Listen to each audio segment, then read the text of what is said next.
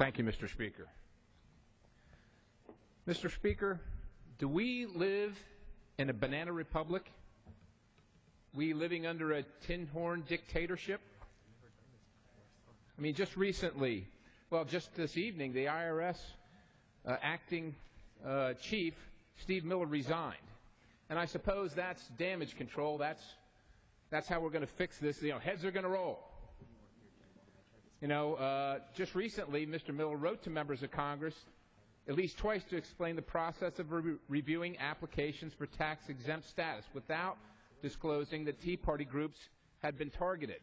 So it's nothing new. As a matter of fact, in July of last year, he testified before the House Ways and Means Committee, Oversight Subcommittee, and didn't mention it. He didn't mention the additional scrutiny. I'm sure it must have slipped his mind. Oh, that's right. It couldn't have slipped his mind because he was asked about it specifically. Now, we're supposed to trust these answers that are forthcoming at this time and are continuing to be revised. But initially and falsely, they claimed that the practice of flagging conservative groups for additional scrutiny was contained to low-level staffers at a Cincinnati office. And first we heard it was a couple hundred or 75 and then 200, and now it's like 500. I mean, you know, how much do we trust someone that continues to change their story? And if it was low-level folks at the agency, how come the guy at the top just resigned? I mean, I understand that the buck stops there, but does the buck stop there? Or should it stop there? And according to the report by the Inspector General, they knew about the problem by June 2011. I mean, they knew about it. They're testifying in front of members of Congress, misleading members of Congress. Forget members of Congress. What about the American people? What about the people in these organizations, God-fearing, tax-paying Americans that were targeted? What about them? According to the IG report, the IRS was not only targeting Tea Party organizations, it was going after groups focused on government spending, government debt, taxes, and education on ways to make America a better place to live. Really? I mean, maybe I'm being targeted because I'm looking through that list and I think those are things I stand for. I think that those are things that most of my constituents stand for. It also started targeting groups criticizing the government or educating Americans about the Constitution and the Bill of Rights. Since when? Since when is it a problem to criticize your government? I mean, isn't that one of the fundamental things that this nation was founded on?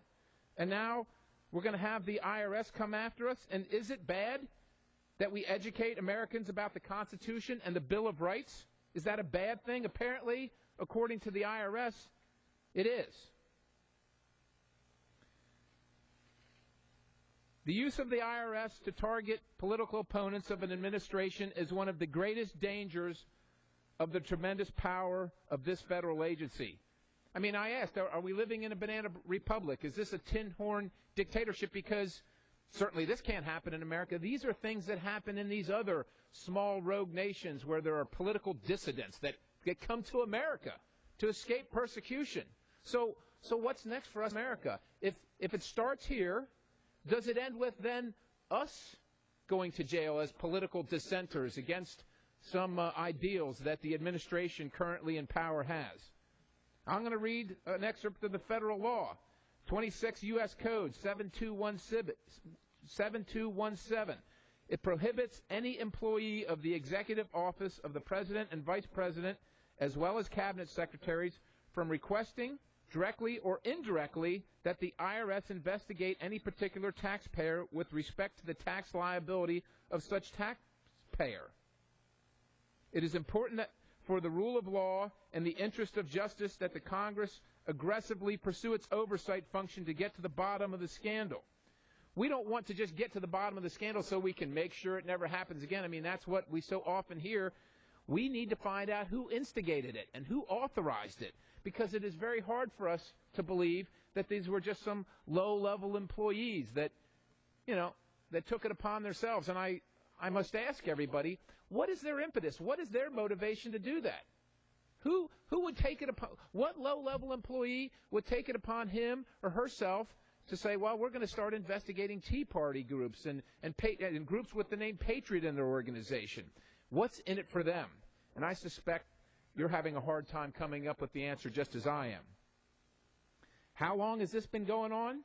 Well, apparently it started in February of 2010, and it lasted for about 27 months.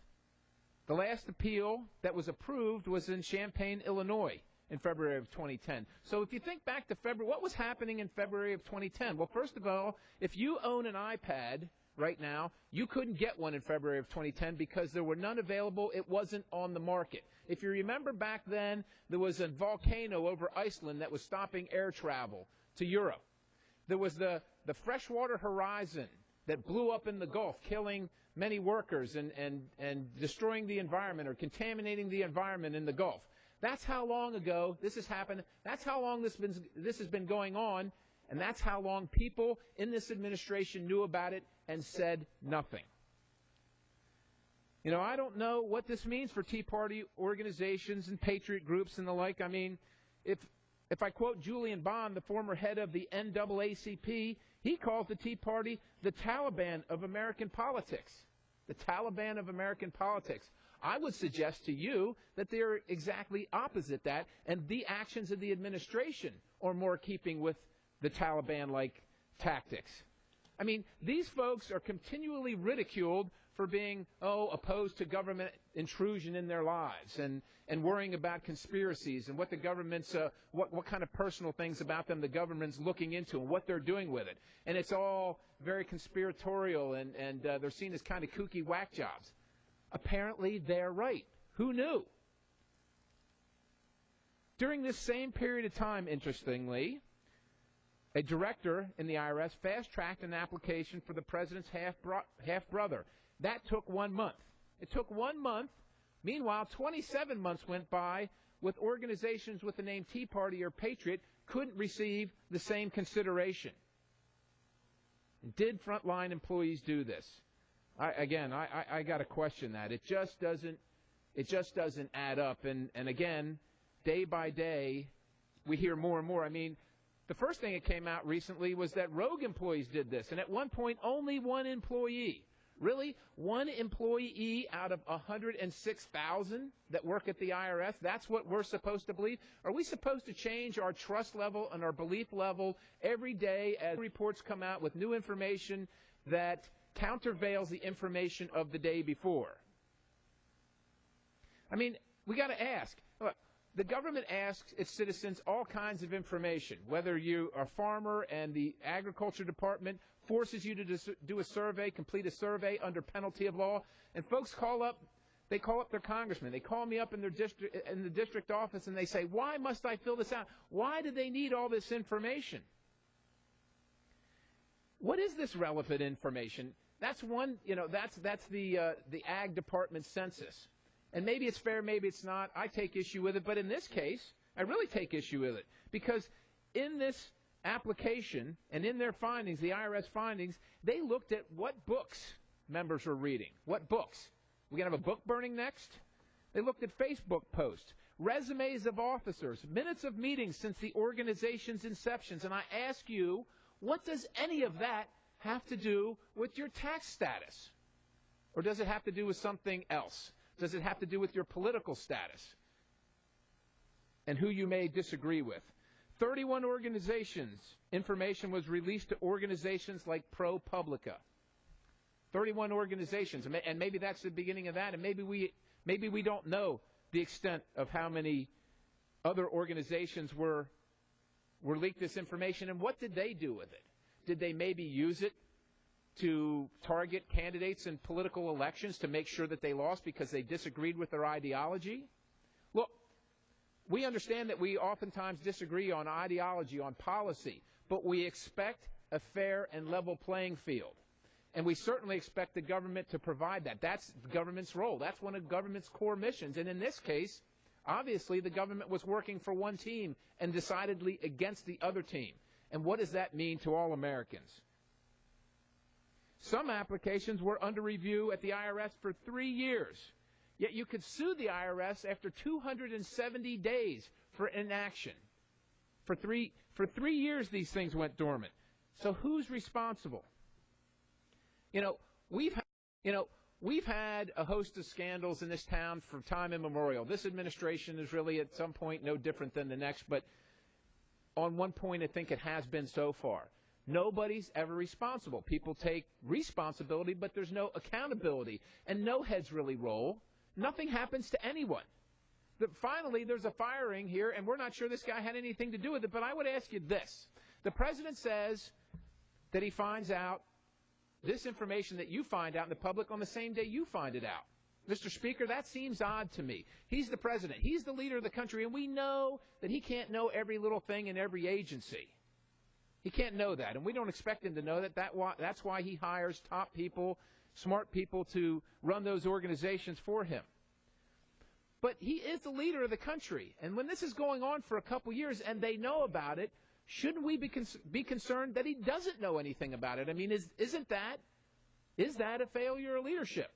I think that's a great question, and I think that it's bad that our president says that he doesn't know and that he truly doesn't know. I don't see that as a good thing. Mr. Speaker, the American public increasingly has a trust issue with this administration, who's now in damage control. We understand that they have to be. But, Mr. Speaker, while they're in damage control, is the people's business, the legitimate people's business, being conducted right now? Where is their focus? Where was their focus on these issues when they could have been stopped or averted? And where is it now? And what is the cost of that? And I would also say to you this, as a person who has led organizations myself, at the top is where the culture starts. The person at the top, he or she determines the culture of that whole organization, and the people within that organization survive or do not survive by going along and learning to fit in with that culture. And if everything below that starts eroding, you can only at some point look towards the top. And I would submit to you, under the current scenario of the last week's events, that we might really be seeing the advent of the evidence of a culture of corruption that has been going on for more than just a few days.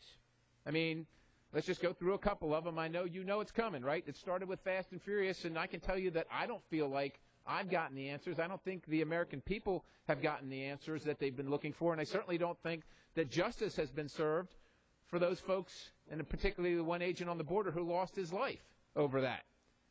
And, of course, there's Benghazi, which information continues to come out even as we speak, including emails today that show that the State Department and the White House changed the intelligence talking points. Changed them why? Why change them? Why not tell the American people what happened, especially when apparently you know what happened? Is it because it shouldn't have happened and it didn't have to happen but there was no inaction when something could have changed? We heard that, well, we couldn't get folks there in time. Well, listen, we can do a lot of things in this town, but one thing I haven't seen anybody be able to do is to predict the future. And I don't know who in the White House or who in the Department of State predicted that the attack would only last so long. You know, years ago when I was a little kid, I watched hostages in Iran be taken.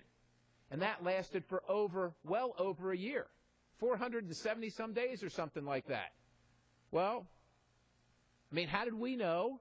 How did the Department of State, how did the White House know that this wasn't going to be the same scenario and these folks weren't going to be held captive for years and years? And the United States held hostage.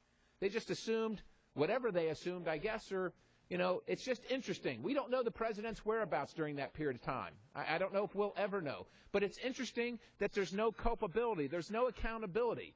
Folks at the State Department, we were told, well, there were some low-level folks that were responsible for the security missteps at the consulate, and they've been reassigned. 4 people are dead. Families don't know why their children died. Their brothers, their sisters, their husbands, their fathers. They don't know. To what end? And they still don't know. And if we left it up to this administration who keeps on stonewalling and just metering out the information only as fast as we can pull it out of them, they may never know. Is it embarrassing? Americans are forgiving.